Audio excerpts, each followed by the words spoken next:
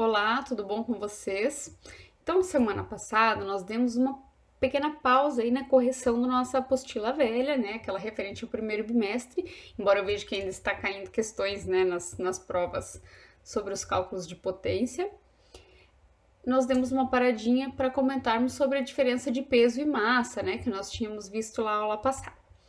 E aí, então, hoje eu estou voltando lá no caderno de atividades, ou livro de atividades, né, do primeiro bimestre, que era aquele livro 1, então. Lá na página 18 nós temos exercícios sobre a origem do magnetismo. Lembra do eletromagnetismo, que nós fizemos um eletroímã? Em uma outra aula passada, nós vamos comentar exatamente sobre isso. E aí, para isso, então, lá na página 18, nós temos um texto. E esse texto vai nos trazer informações para responder algumas perguntas. Então, a questão fala o seguinte: leia o texto a seguir e responda as perguntas propostas. William Gilbert, o pioneiro em estudos profundos da eletricidade e do magnetismo, durante suas investigações registrou o comportamento peculiar da agulha magnética. E a análise de suas inclinações e declínios o fez chegar à conclusão de que a Terra era um gigantesco ímã. As suas teorias foram continuadas por muitas experiências, como a de localizar uma barra férrea guiando em endereço norte e sul, que foi magnetizado pela influência da Terra. Então a questão A diz o seguinte, alternativa A, né, questão. Qual é a explicação atual para a Terra ser considerada um ímã? Então nós vimos que o interior da Terra, ele é composto por ferro fundido. E acredita-se então que o campo elétrico, né, que circunda essa Terra, ela é responsável pelo efeito magnético. Então a Terra é como se fosse um grande eletroímã. Então qual que é a explicação atual para a Terra ser considerada um ímã? Pela sua parte interna ser feita de ferro fundido, né? E as correntes elétricas então dão esse campo magnético a ela. E a B diz o seguinte: qual comportamento peculiar da agulha magnética fez William Gilbert chegar à conclusão de que a Terra é um ímã? O que acontece com a agulha da bússola? Ela sempre aponta ao norte. Então, qual foi o comportamento da agulha? A agulha sempre apontar na mesma direção. Esse foi o comportamento, né, que ele chegou à conclusão de que a Terra era um ímã. Por quê? Agora nós vamos ver na questão 2. Assinale a alternativa com a explicação correta sobre a bússola. Então, essa alternativa é a C. Vamos explicar. Já expliquei ela, pois essa questão foi muito errada lá acho que na semana 2 ou 3, lá daquelas questões do positivo on, do fim de semana, foi uma das questões mais erradas. Por quê? Porque causa o seguinte, vou comentar a C e depois vou mostrar um desenho que eu fiz aqui do lado. Até postei um vídeo falando o endereço de um videozinho do YouTube que explica bem certinho. Então a C diz o seguinte: o polo norte magnético da bússola, que é a C que é a correta, aponta para o polo sul magnético do planeta, que está perto do polo norte geográfico da Terra. Parece grego quando a gente lê, mas na verdade ele é fácil, embora seja confuso. Então, o que eu desenhei aqui? Vamos ver se dá pra ver. Eu desenhei o planeta Terra aqui. O planeta Terra tem o norte e tem o sul, geográfico. Mas dentro da Terra é como se tivesse um ímã invertido. Então, quando eu falo norte da Terra, a parte de cima, é o sul magnético. E quando eu falo sul da Terra, geográfico, é o norte magnético. E para a bússola, desculpa, isso está explicado certinho. Então, na bússola, a parte de cima aqui, a bússola também é um ímã. A parte de cima vai ser o norte e a parte de baixo vai ser o sul. E os opostos não se atraem. Então, como a bússola está certinha e o norte do ímã da bússola é aqui, é óbvio que ela vai ser atraída pelo sul do ímã da Terra. Então, na verdade, né, o polo norte da bússola vai apontar para o sul magnético da Terra.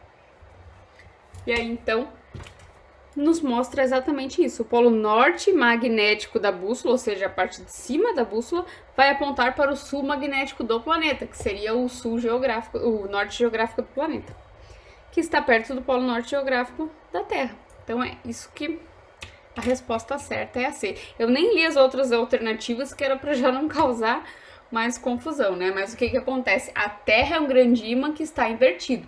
A bússola também é um ímã que não está invertido. Por isso que o norte da bússola mostra o sul, né? Mostra o norte geográfico, ou seja, o sul magnético da Terra. Questão 3 dizia o seguinte: relacione as palavras com as frases. Deixa eu levantar um pouquinho aqui. Âmbar, bússola, magnetosfera e eletromagnetismo. Então diz assim: região com propriedades magnéticas que envolve o planeta Terra. Então nós vimos que isso é a magnetosfera. Material natural com propriedades elétricas com que o ser humano teve contato. Então o primeiro material que o ser humano teve contato, né, com propriedades elétricas era o âmbar. Então é o 1. Então ficou 3 e 1. Ferramenta que funciona pela interação com o campo magnético terrestre. E aí, quem é responsável lá pelas grandes navegações, né, que eles já utilizavam para se localizar, é a bússola. E a última área das ciências que relaciona a eletricidade com o magnetismo, eletromagnetismo. Nós até fizemos um eletroímã, né, muito legal, pena que minha pilha era pequenininha, mas mesmo assim já deu para ver, né, aquele processo acontecendo de magnetização do prego naquela videoaula. Questão 4 diz o seguinte: encontre no caça-palavra as palavras que preencham as lacunas. Oersted observou em seu experimento que a defletia quando uma elétrica passava por ela. Lembra desse experimento? Esse experimento está lá no nosso livro, que mostrava o que ele estava fazendo. Ele estava fazendo um experimento com eletricidade perto de uma bússola. E que quando o fio encostou lá na bússola, tá aqui, ó, a agulha mexeu. Então isso aqui estava lá no nosso livro didático, na página 37, até tinha um QR aqui, ó, com uma realidade aumentada mostrando isso acontecendo. Então a resposta é primeiro bússola, né, e depois corrente. E aí nós podemos achar essas duas palavras no caça-palavra ao lado. B. O dínamo é um dispositivo composto de um ímã de espiras que converte energia mecânica em energia elétrica por meio da eletromagnética. Então nós vimos também, né, que eles fizeram lá na outra página esse experimento aqui, ó. Então quando ele induzia aqui, acontecia a energia mecânica se tornava em energia elétrica. Então, indução, que a gente também pode achar no caça-palavras ao lado. O eletromagnetismo reúne estudos da eletricidade e do magnetismo. Já está a resposta, né? Podemos achar eletricidade, magnetismo e os resultados, então, do nosso, uma colinha do nosso caça-palavras aí para vocês. Na 5, eu leio olhando aqui para baixo porque é muito pequeno para me enxergar no computador, tá? Na 5, ela diz o seguinte: leia atentamente o texto a seguir. 1879, Dom Pedro II concedeu a Thomas Alva Edison o privilégio de introduzir no país aparelhos e processos de sua invenção destinados à utilização da eletricidade na iluminação pública. Foi inaugurada na Estação Central da Estrada de Ferro Dom Pedro II, atual Central do Brasil, a primeira instalação de iluminação elétrica permanente. Em 1881, a Diretoria-Geral dos Telégrafos instalou na cidade do Rio de Janeiro a primeira iluminação externa pública do país em trecho da atual Praça da República.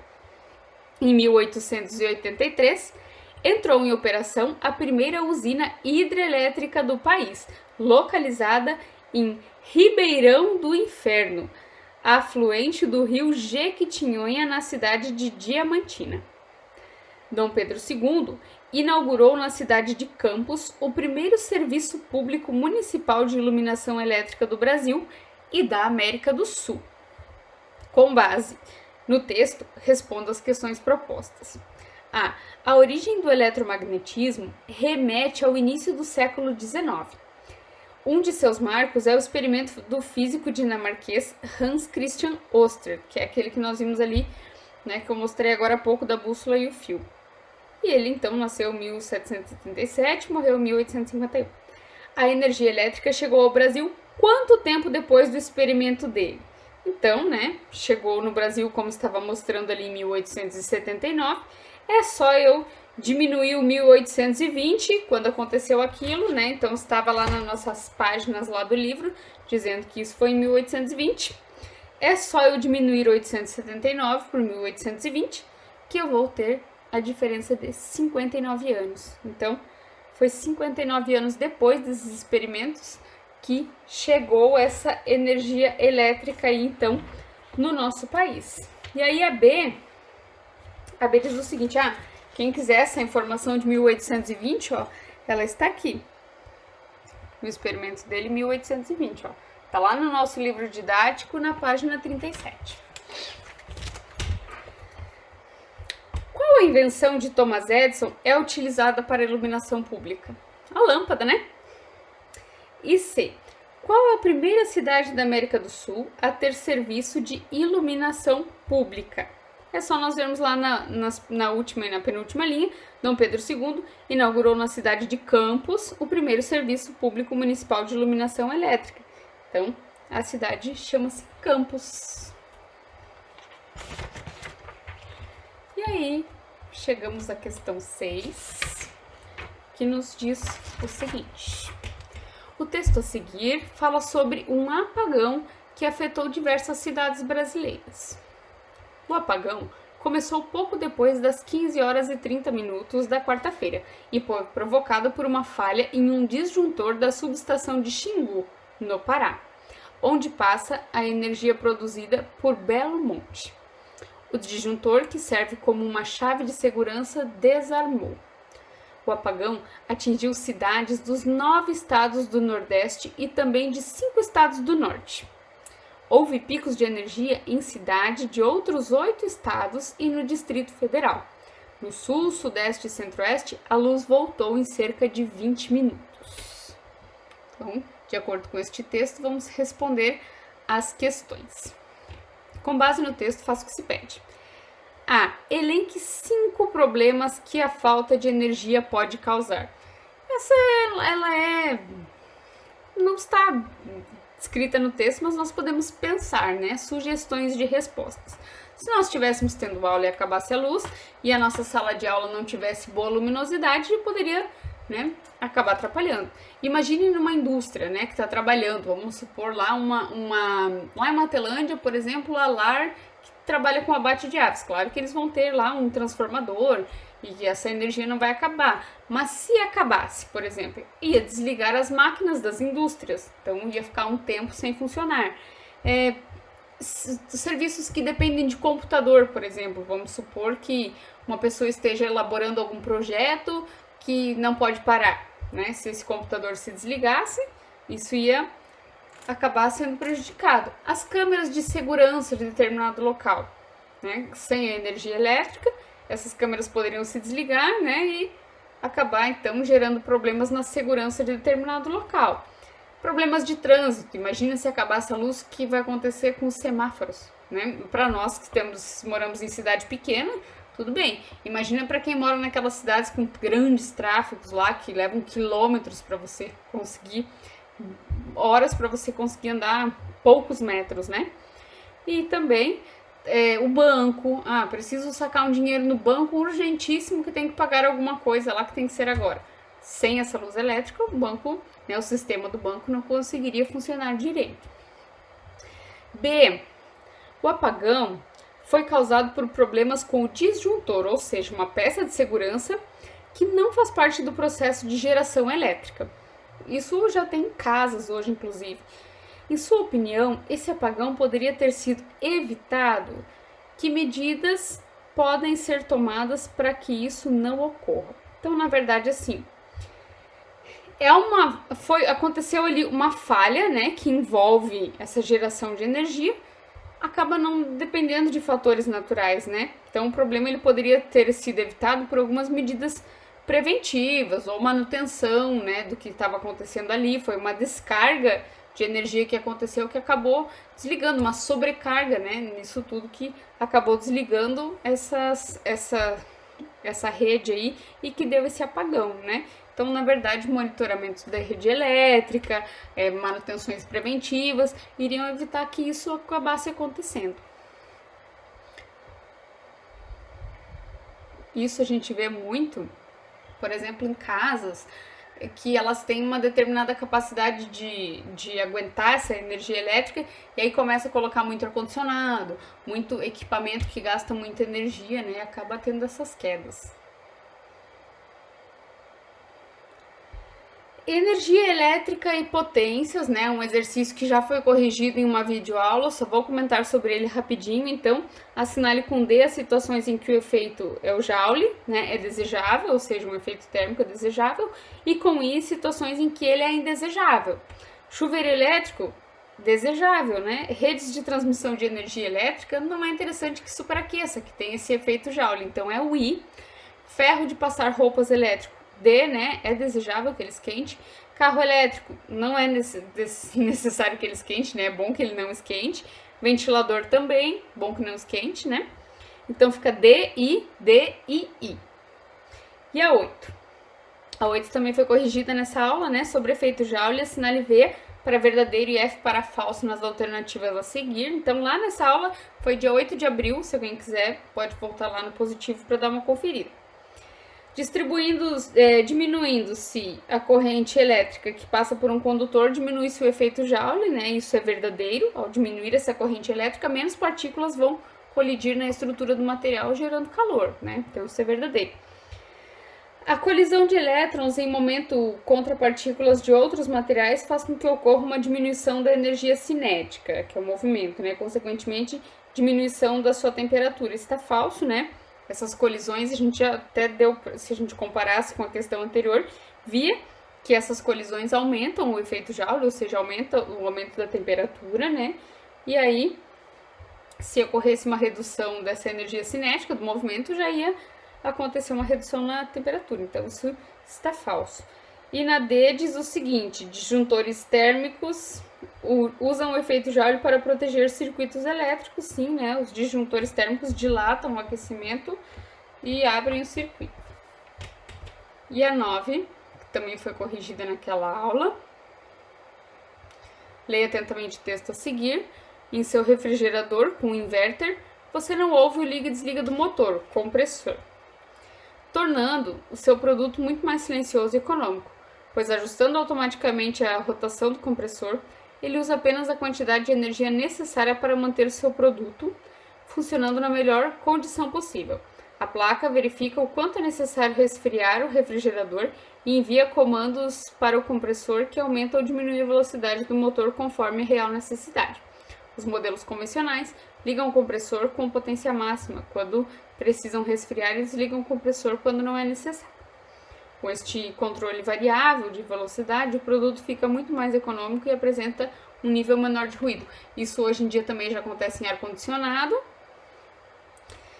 Agora responda as questões propostas. Retire do texto 2 avanços que tornam os novos refrigeradores com tecnologia inverter mais econômicos e o motivo. Ele se liga, né? O compressor não fica ligando e desligando a todo momento, né? O que ele vai fazer?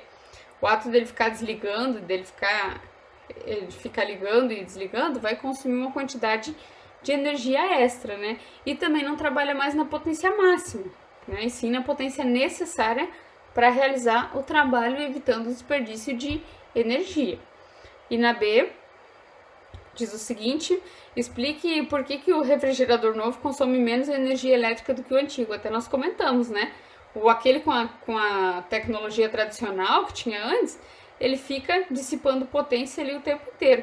Já no refrigerador novo, com essa tecnologia, ele vai utilizar menos energia. Olá pessoal, tudo bom? Então vocês viram aí que sem querer cortou o vídeo anterior, na verdade, porque eu acabei continuando essas correções e não me atentei ao tamanho do vídeo. Então eu vi que ele estava já muito comprido, então eu cortei ele, tirei um pedaço de partes que eu já tinha corrigido e vou continuar então a partir da letra D, onde eu cortei. Então a letra D dizia o seguinte: o disjuntor é um dispositivo utilizado para proteger equipamentos elétricos que estão ligados à rede, Seu funcionamento tem como base interromper a passagem da corrente elétrica quando ele ultrapassa determinado valor. Determine qual deve ser a corrente elétrica. Lembra o que era a corrente elétrica? Era o Izinho, era o I, né? Suportada pelo disjuntor para permitir que todos os equipamentos da tabela estejam ligados ao mesmo tempo na potência máxima. Considerar a tensão de 120 V. Então, o que eu tenho que fazer primeiro?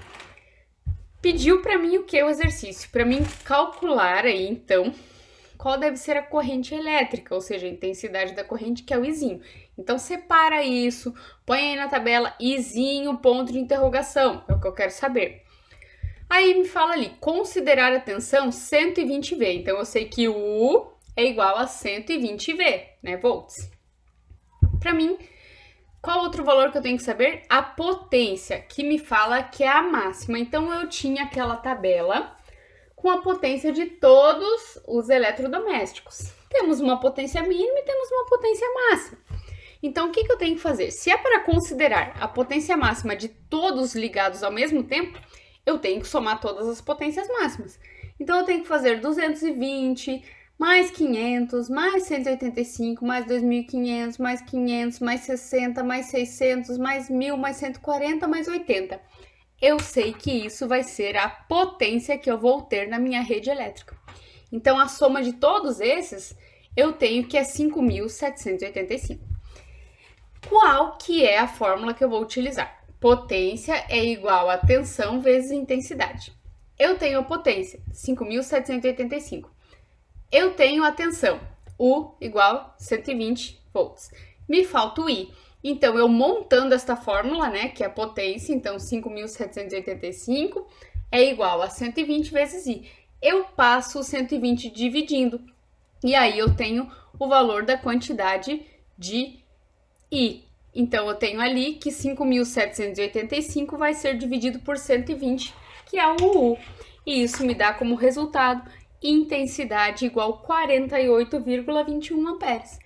É isso, essa é a intensidade da corrente elétrica que o meu disjuntor vai ser capaz de aguentar em todo esse circuito elétrico aí, né? Em todos esse funcionamento, né?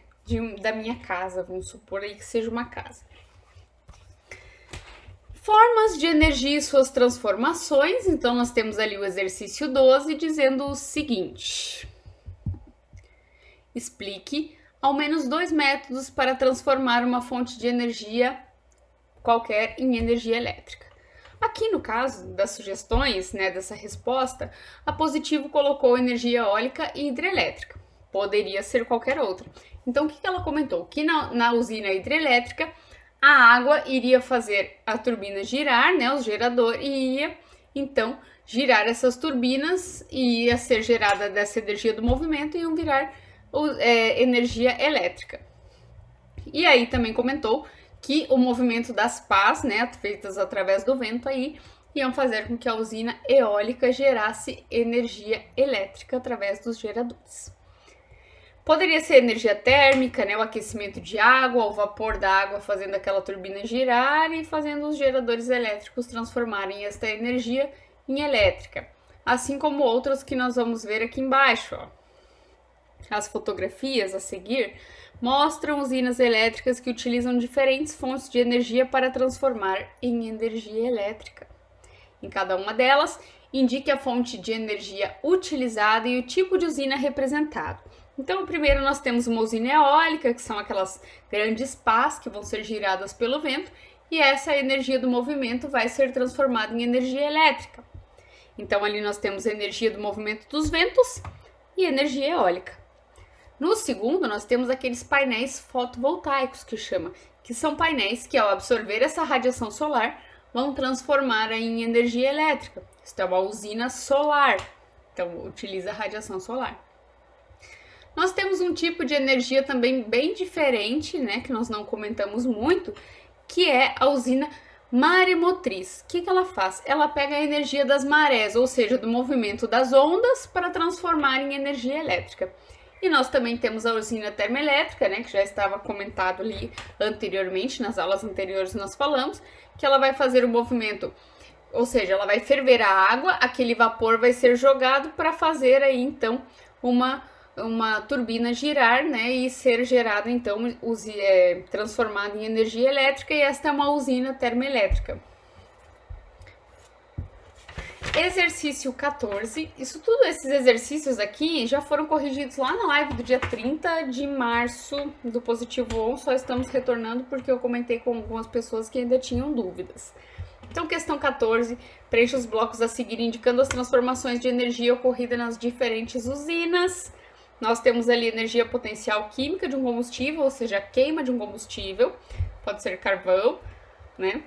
Ou qualquer elemento radioativo, se fosse uma usina nuclear, que ela vai fazer o quê? Essa energia térmica, esse calor, vai aquecer uma água e vai acontecer o quê? Ela vai movimentar e liberar vapor. Desculpa. Liberando aquele vapor, né? Ele vai ser canalizado e vai ser jogado por uma turbina que vai girar. Ao girar, né? Esse girador vai transformar isto em energia elétrica, né, através de geradores eletromagnéticos. Através de geradores eletromagnéticos? Sim. Lembra que eu comentei aqui, ó, lá na página 39? Então, na página 39 eu mostrei aqui, ó, geradores que eles vão ter o quê? Ímãs aqui na volta e essas bobinas. E isso vai girar, então são aí os geradores eletromagnéticos.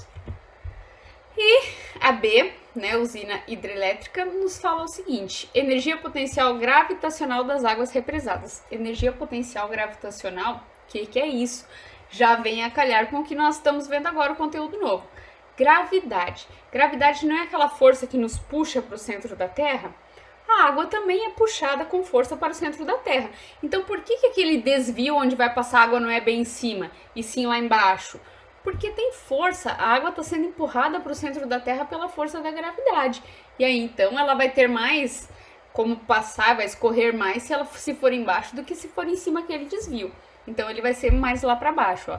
A energia do movimento da água, passando por aquele rotor, né, faz aquele rotor girar, e essa energia elétrica é convertida por geradores eletromagnéticos, assim como eu mostrei ali na página da nossa apostila alguns minutos atrás.